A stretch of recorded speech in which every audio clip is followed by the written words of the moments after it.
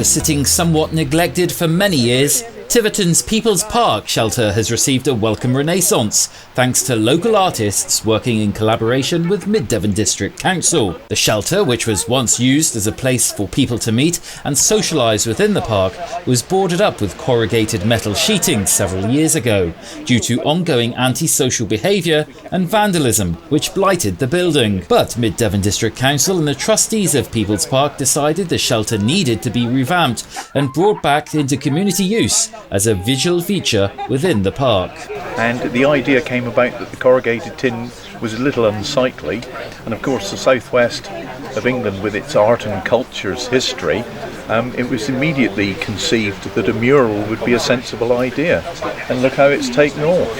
Everybody is fascinated. There are lots of visitors to Tiverton on the back of this, and it's very pleasing to look at. In fact, I do believe that my fellow councillor, Councillor Cruwys, is actually in the pram on the southern-facing mural. Yes, Les, there's a lot of memories up here, isn't there, for people to come and have a look at, and any particular ones that strike you apart from yourself in the pram?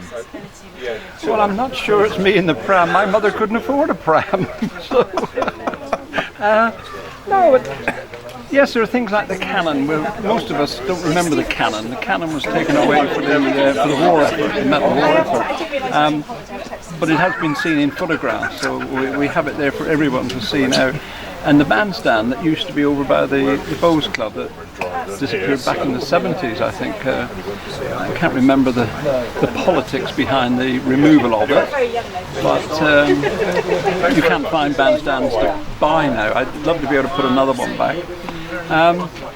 But no, the whole thing, I think, for people of all ages, from the very elderly down to the young ones, the elderly will remember, the young ones will see what happened around here. But the origins of it, the story, as Simon says, we had a lot of complaints as ward councillors about the goings-on in the shelter when it was open, and the people that live across the road in the houses were being disturbed at night with noise and carrying on. So the sad decision was made to board it up, which has always been referred to that it looked an eyesore, it couldn't stay like that. But what did we do? We tried opening it once, and a couple of weeks later it was boarded up again because they came back. So the trustees of the park at their meeting were saying, we can't destroy it, we can't pull the place down, it's a conservation area, it's a Victorian shelter. So we thought, well, looking back at the old photographs of the park, the shelter is obviously in it. Although it was open in the middle, it had seats all the way around the outside. So we thought, well, if we can close off the opening so they can't hide away inside, but replace some of the seating outside, then it's undercover, it's out of the rain or the sun when we get it. Then we said, well, plain boring might look a bit boring. So the different art groups were approached, and they put a group together, and we pretty much left it to them. We had ideas about murals of the countryside and that, but the actual ideas about the history through the four stages that are on there came from them. And I think in some their imagination has been fantastic. In others, their portrayal of what actually happened has been spot on. 4 local artists were commissioned by the council, with Ethan Billing from Ethan Billing Art, Sophie Mullins from Sea Thrift Art, and Emma and Kezia Mullins from the Unnamed Arts Festival Group, tasked to embark on a project with the community and council to come up with mural designs for the building, while enhancing the original structure. Several workshops were held to gain ideas and seek community input before the design was finalised. Feedback from the workshops showed a clear desire from the public to retain the shelter for its original use, with a wish to enhance its appearance. It was decided that the new artwork would be installed with a vision to depict people's memories from the park over the years. We wanted it to be sort of a nod to People's Park. So we started working with Tiverton Museum, who provided us with loads of resources and images from its origins and the war years.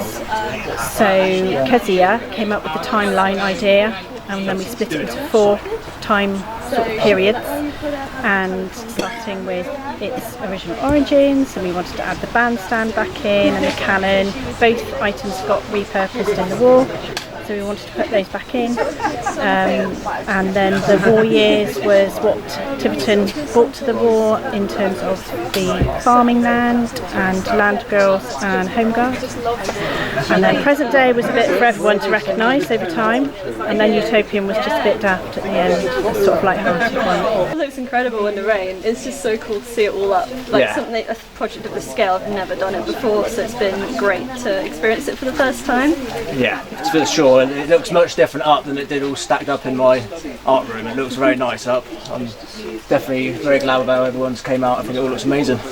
What do you hope people who come and use the park take away notice from this artwork?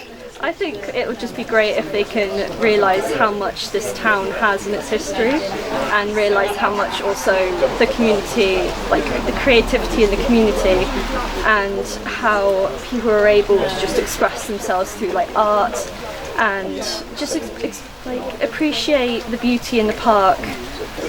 And yeah, and hopefully they spend some time walking around and looking at the work, because a lot of effort did go into it, and I think it all looks really nice. Yeah, there's plenty to look at. Yeah, and little details and Easter eggs and stuff, so I think that'll be ideal. So make sure to come and check out the new artwork.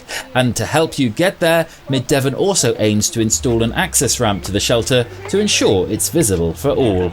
Lewis Clark, Devon Live, Tiverton.